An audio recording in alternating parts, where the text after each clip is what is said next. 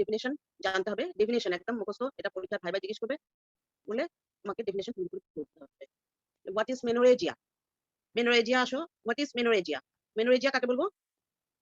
না অ্যাসাইক্লিক্যাল। সাইক্লিক্যাল। তাহলে মানে 5 প্যাটার্নস এর মধ্যে সবগুলোই সাইক্লিক্যাল।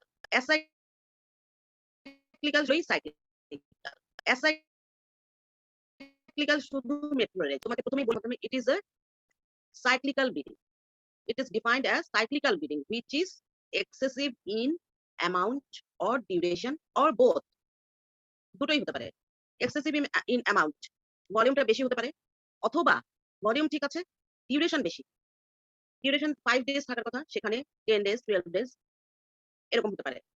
তাহলে excessive in amount or duration or both, অথবা দুটোই হতে পারে। তাহলে ডিউরেশনটা আমরা বইয়ে যদিও বলা আছে 3 to 5 ডেজ, কিন্তু আমরা 7 ডেজ এর বেশি হলে আমরা এটাকে এক্সেসিভ ইন ডিউরেশন বলবো। তাহলে মেনোরেজিয়ার ডেফিনিশন কিন্তু খুব ফ্রিকোয়েন্টলি জিজ্ঞেস করা হয়, কাজে তোমরা এটা মুখস্থ।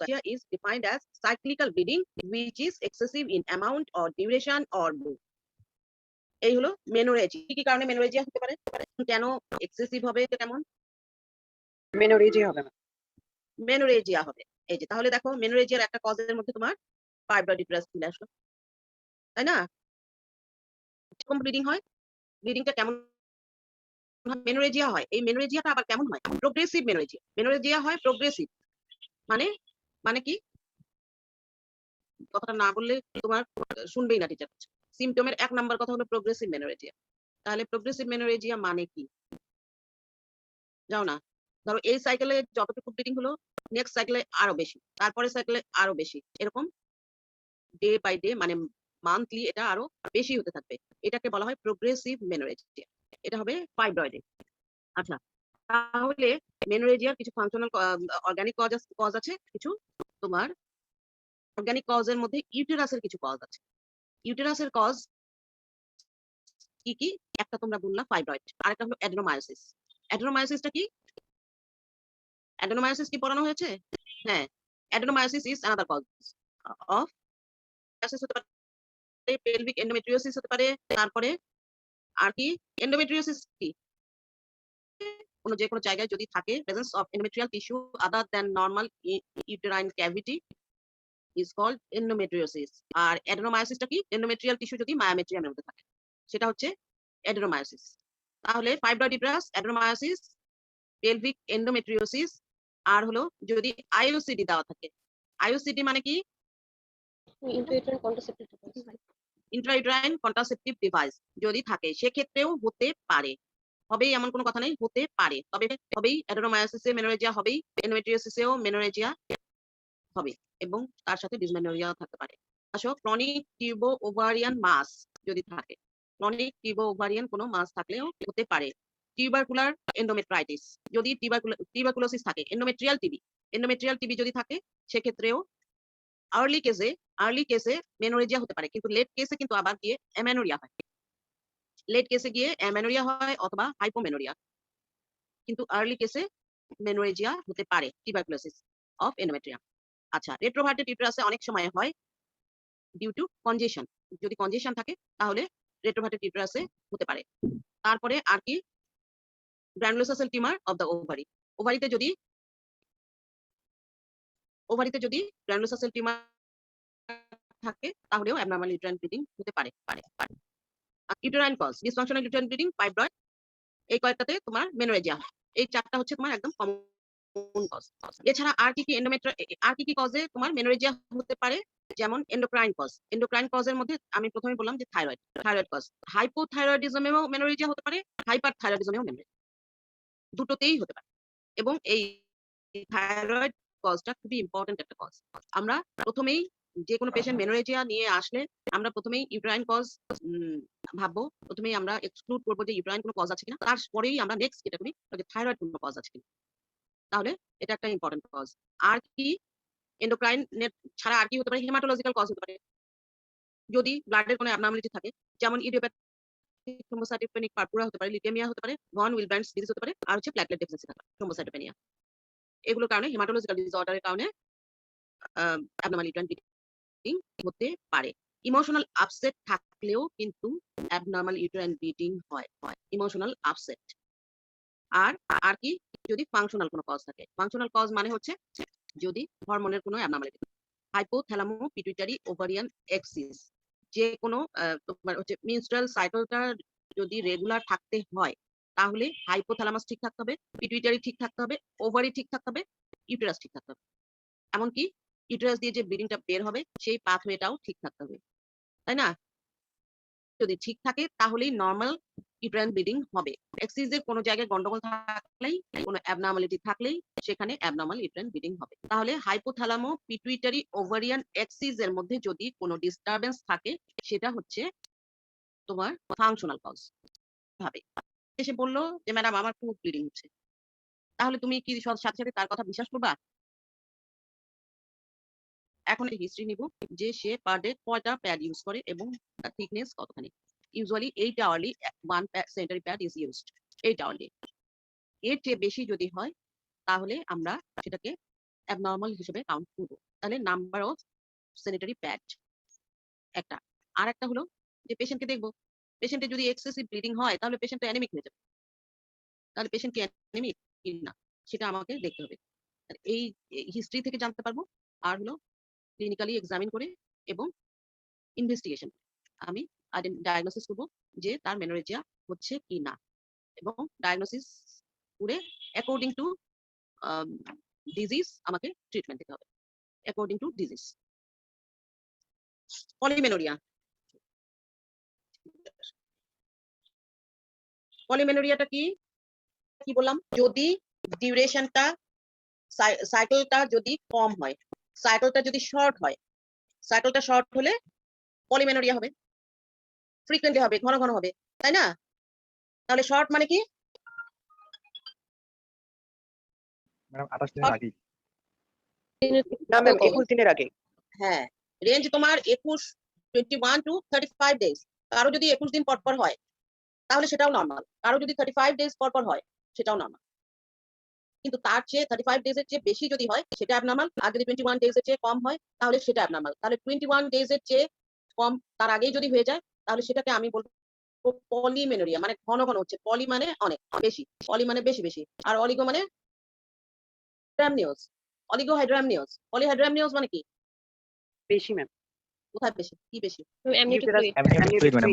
অ্যামনিওটিক ফ্লুইড যদি বেশি থাকে তাহলে সেটা পলিহাইড্রামনিয়াস, যদি কম থাকে সেটা অলিগোহাইড্রামনিয়াস, তাই না? সেই রকমই পলিমেনোরিয়া যদি 21 ডেজ এর আগেই হয়ে যায় তাহলে সেটা হচ্ছে পলিমেনোরিয়া, যদি 35 ডেজ এর পরে হয় সেটা হচ্ছে অলিগোমেনোরিয়া। তাহলে definition, polymenorrhoea is defined as cyclical bleeding. এই কথাটা তোমাকে প্রথমেই বলতে হবে অবশ্যই, সাইক্লিক্যাল না অ্যাসাইক্লিক্যাল। তাহলে polymenorrhoea is cyclical bleeding where the cycle is reduced to an arbitrary limit of less than 21 days.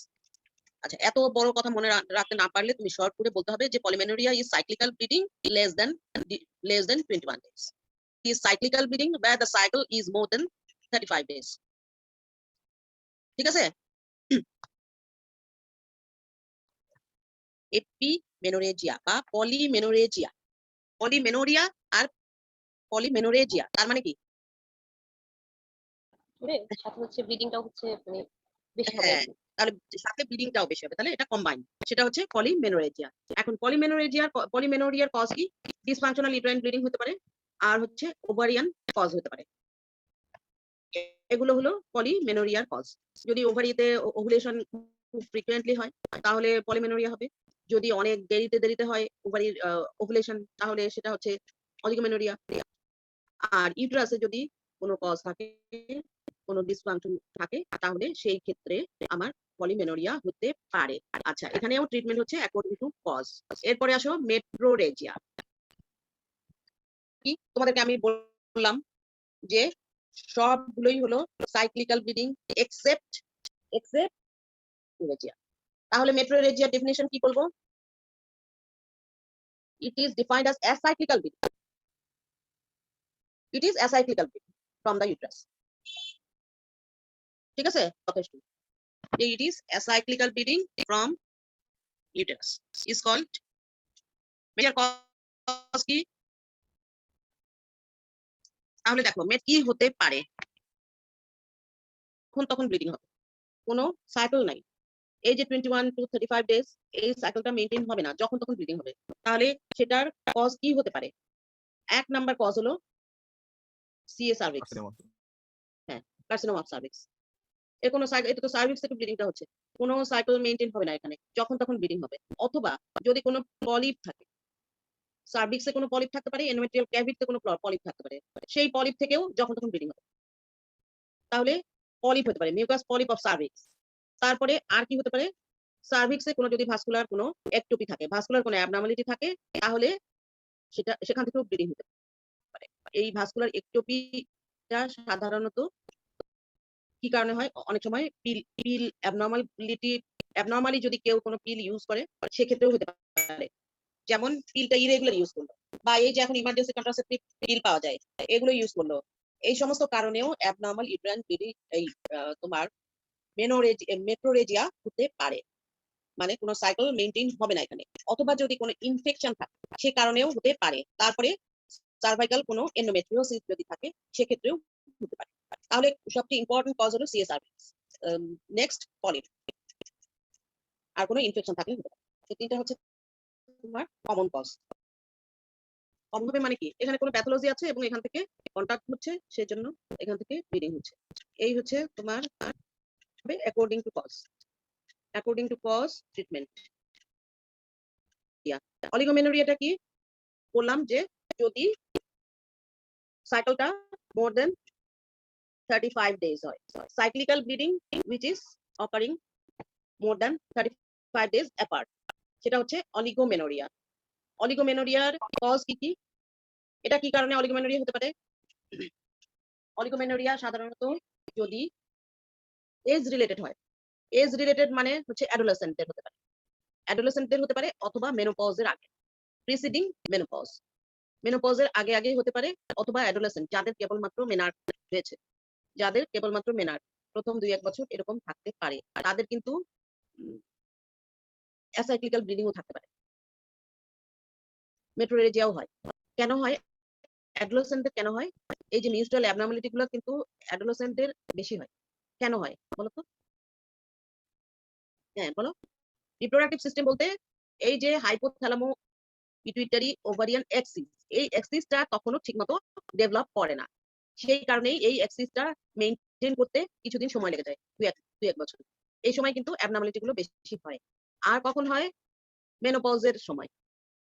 মেনোপজের সময়ও কিন্তু আস্তে আস্তে ফাংশন গুলো লস হয়ে যায়, সেই কারণে তখন হয়। এবং তখন আরেকটা কজ থাকে যে ফলিকল থাকে না, ফলিকল শেষ হয়ে যায়, তাই না? ওভারিয়ান যে ফলিকল গুলো, সেই ফলিকল গুলো শেষ হয়ে যায়। ও ফলিকল কয়টা থাকে? 300 to 400।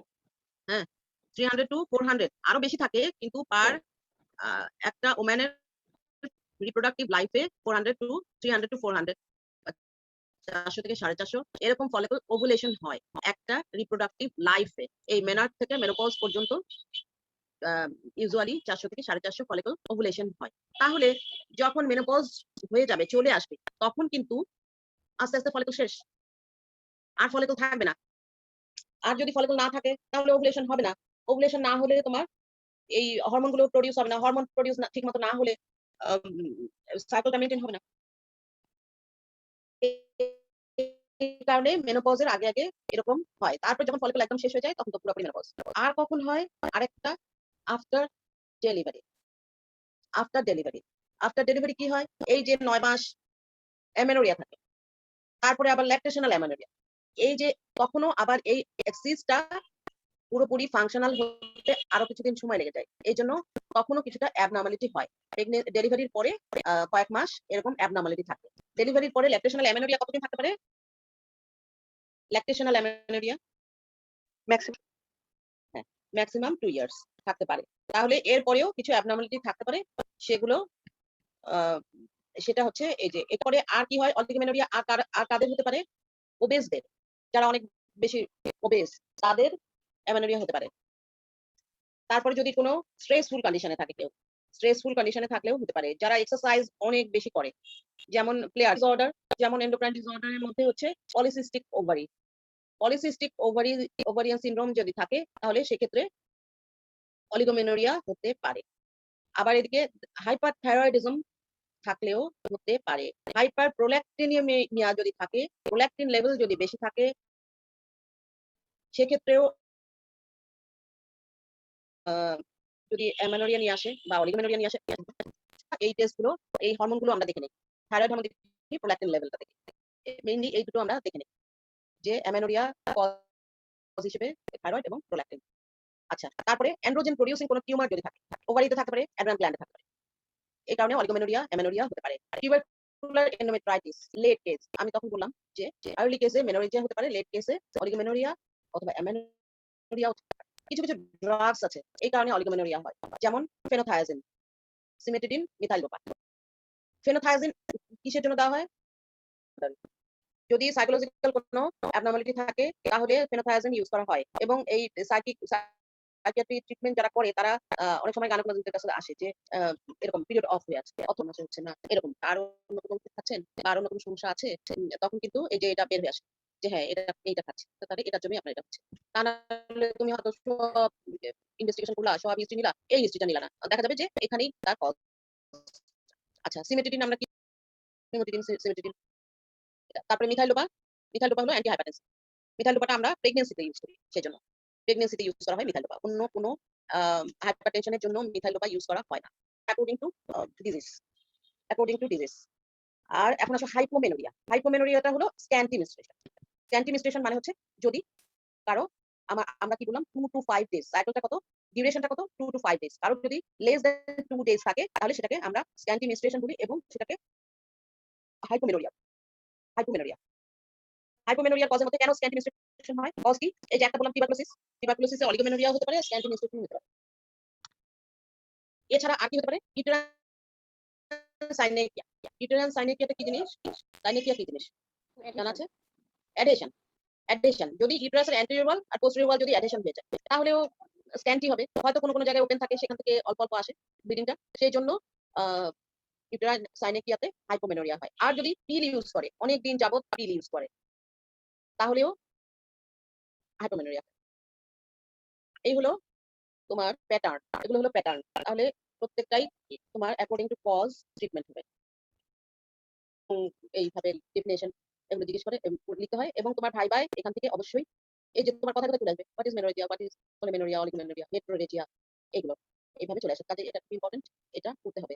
এরপরে নেক্সট ক্লাসে তাহলে আমি ডিউবি, তোমার এইউবির একটা কজ হলো ডিউবিটা হলো আদার্স কজ কি কি বললাম আমি? কমন কজের আমি তো পাম পয়েন্ট ক্লাসিফিকেশন বললাম, তাই না? পাম পয়েন্টটা হলো এইউবির ক্লাসিফিকেশন। এখন এর মধ্যে কিছু স্ট্রাকচারাল, কিছু নন স্ট্রাকচারাল। স্ট্রাকচারাল গুলো হলো পাম আর নন স্ট্রাকচারাল গুলো হলো পয়েন্ট। তাহলে পামের মধ্যে এই যে এতগুলো কজ, পলি, ফাইব্রয়েড, অ্যাড্রোমায়োসিস, এগুলো এগুলো তোমাদের প্রত্যেকটা চ্যাপ্টারই আলাদা আলাদা করে পড়ানো হয়ে গেছে। কি পড়ানো হয়েছে? ডিসফাংশনাল ইউটেরাইন ব্লিডিং মানে হচ্ছে যার কোনো আমি অর্গানিক কজ পাবো না, অর্গানিক কোনো কজ পাবো না, সেই ক্ষেত্রে সেটা হচ্ছে ডিসফাংশনাল ইউটেরাইন ব্লিডিং। আর অর্গানিক কজ গুলো তো আমি আলাদা আলাদা করে চ্যাপ্টার, যেমন ফাইব্রয়েড, অ্যাড্রোমায়োসিস, এগুলো সি সার্ভিক্স বা এন্ডোমেট্রিয়াল ম্যালিগন্যান্সি, সিনেমাটিটা কজ পাচ্ছি না, কোনো কজই আমি পাচ্ছি না, যে ইউটেরাসে কোনো প্যাথোলজিক্যাল কজ নাই, ইউটেরাসে বা ওভারিতে কোনো কিছুই আমি পাচ্ছি না, তখন সেটা হচ্ছে ডিসফাংশনাল। তার মানে হচ্ছে এটা হরমোনাল কজ। হরমোনাল কোনো জায়গায় কোনো অ্যাবনর্মালিটি আছে, এই যে হাইপোথ্যালামো, পিটুইটারি, ওভারিয়ান এক্সিসের মধ্যে কোনো জায়গায় কোনো গন্ডগোল আছে, সেটার জন্যই যেই ব্লিডিংটা হয় সেটা হচ্ছে ডিসফাংশনাল ইউটেরাইন ব্লিডিং। তাহলে এটা একটা টোটালি একটা বড় চ্যাপ্টার এবং এটা কঠিন। এটা bleeding outside the normal volume, duration, regularity or frequency is considered as abnormal uterine bleeding. Cycle যেটা হয়, যে ব্লিডিংটা হয় সেটার একটা নির্দিষ্ট পরিমাণ ভলিউম আছে, ডিউরেশন আছে, রেগুলারিটি আছে এবং ফ্রিকোয়েন্সি আছে। এর বাইরে যদি কোনো কিছু হয়, এই যে নির্দিষ্ট করে দেওয়া আছে তার বাইরে যদি কিছু হয় সেটাই অ্যাবনর্মাল, সেটাই অ্যাবনর্মাল ব্লিডিং, তাই না? তাহলে volume, duration, regularity or frequency is considered as abnormal uterine bleeding. তাহলে আমাদের আগে প্রথমে কি জানতে হবে যে নরমালটা কি? এটা তাড়াতাড়ি করো, নরমালটা, তাই না? তাহলে নরমাল 28 ডেজ আর রেঞ্জটা হলো 21 to 35 days. Range 21 to 35 days হলো রেঞ্জ, তাহলে এভারেজ হলো 28 ডেজ। এখন যদি 21 ডেজ এর কম হয় তাহলেও অ্যাবনর্মাল, যদি 35 ডেজ এর বেশি হয় তাহলেও অ্যাবনর্মাল। তাহলে 21 ডেজ থেকে 35 ডেজ এর মধ্যে যদি থাকে তাহলে সেটা হচ্ছে নর্মাল। আসলে ফ্লোটা কয়দিন থাকবে? 4 to 5 days. 4 to 5 days normal menstrual flow. Menstrual blood loss কতটুকু হবে পার সাইকেলে? লস হবে 35 ml, এটা হলো এভারেজ। 20 to 80 ml হবে, 20 to 80 ml এর মধ্যে থাকতে হবে, এটা হলো ব্লাড লস। এখন এর বাইরে যদি কোনো কিছু হয় তাহলে সেটা হচ্ছে অ্যাবনর্মাল ইউটেরাইন ব্লিডিং। এখন ব্লিডিং এর কজ কি? এখন ক্লাসিফিকেশনটা আগে একরকম ছিল, এখন লেটেস্ট, আগে ছিল ডিইউবি, শুধু ডিইউবি ছিল। ডিইউবিতে ডিসফাংশনাল ইউটেরাইন ব্লিডিং ছিল। এখন এইউবি ব্রড হেডিং এ, আরো ব্রড হেডিং এ এসছে এইউবি, এর আন্ডারে একটা হলো ডিইউবি। তাহলে কমন কজ গুলো কি কি? ডিসফাংশনাল ইউটেরাইন ব্লিডিং, তারপরে ইনফেকশনের কারণে হতে পারে, এন্ডোক্রাইন ডিসফাংশনের কারণে হতে পারে, প্রেগন্যান্সি কমপ্লিকেশন হতে পারে, হেমাটোলজিক্যাল ডিসঅর্ডার থাকতে পারে, আর নিওপ্লাস্টিক কোনো গ্রোথ থাকতে পারে, ম্যালিগন্যান্সি থাকতে পারে। এইগুলো কারণে, এগুলো হচ্ছে কমন কজ। আর যেটা ক্লাসিফিকেশনটাতে আসো, ক্লাসিফিকেশন আছে, ফিগো একটা ক্লাসিফিকেশন দিয়েছে এইউবির, তোমরা কি দেখতে পাচ্ছ ক্লাসিফিকেশনটা কি? পাম কয়েন, পাম কয়েনের কি? পিতে polyp, adenomyosis, L leiomyoma, M for malignancy or hyperplasia. যে কোনো ম্যালিগন্যান্সি কারণে যদি ব্লিডিং হয় তাহলে সেটা এম এর আন্ডারে যাবে। তাহলে এটা হলো পাম। আর পয়েন্টটা কি? পামটা হলো তোমার ইউটেরাইন স্ট্রাকচারাল কোনো কজ। পামটা ইউটেরাসের কজ বা ইউটেরাসেরই মেইনলি কজ, ইউটেরাসের স্ট্রাকচারাল কোনো কজের কারণে যদি ব্লিডিং হয় সেটা সব পাম। এই যে এখানে দেখো পলিপ, এডেনোমায়োসিস, লিওমায়োমা মানে ফাইব্রয়েড, আর হচ্ছে ম্যালিগন্যান্সি ইউটেরাসের যদি কিছু হয়। আচ্ছা, এখন পয়েন্টের মধ্যে হচ্ছে C for coagulopathy, O for ovulatory dysfunction, E endometrial cause, আর হচ্ছে আই হলো আয়াট্রোজেনিক, আর এন হচ্ছে not yet identified. Not yet ভাইবাতে যে ফিগার ক্লাসিফিকেশন, এই ক্লাসিফিকেশন কি, তখন তোমাদের এটা বলতে হবে। কি তোমরা শুনতে পাচ্ছ? যদি কোনো ডিসঅর্ডার, কোয়াগুলেশন ডিসঅর্ডার থাকে তাহলে সেটা কোয়াগুলোপ্যাথির আন্ডারে যাবে। O for ovulation, ovulatory dysfunction, যদি কোনো ওভুলেটরি কজ যেমন থাইরয়েড কজ বা পিটুইটারি গ্ল্যান্ডের কোনো হরমোনাল অ্যাবনর্মালিটি এই কারণে যদি হয় তাহলে সেটা এন্ডোক্রাইন। আয়াট্রোজেনিক কোনো ড্রাগের কারণে যদি হয় তাহলে আয়াট্রোজেনিক। আর যে এখনো অনেক কারণ আছে, ব্লিডিং এর প্যাটার্নটা কেমন হবে। আর কজগুলো সম্পর্কে আমরা ডিটেইলস পড়বো, তার আগে আমরা প্যাটার্নটা জেনে নেই। কিরকম হবে প্যাটার্ন, কি কি টাইপের হতে পারে? যেমন মেনোরেজিয়া হতে পারে, পলিমেনোরিয়া, অলিগোমেনোরিয়া, হাইপোমেনোরেজিয়া, এই 5 টাইপস।